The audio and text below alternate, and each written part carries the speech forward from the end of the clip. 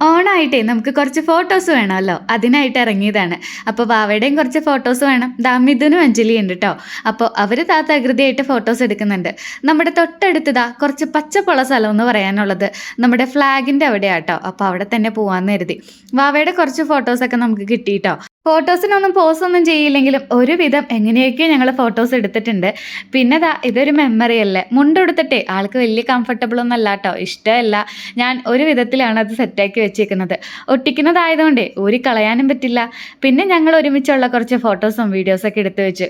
കുറച്ച് കളയുമ്പോൾ ഇതൊക്കെ എടുത്ത് നോക്കുമ്പോൾ ഭയങ്കര സന്തോഷമുള്ളൊരു കാര്യമായിരിക്കും അല്ലേ. ഞാൻ പഴയ വീഡിയോസൊക്കെ എപ്പോഴും എടുത്ത് നോക്കാറുണ്ട് കേട്ടോ.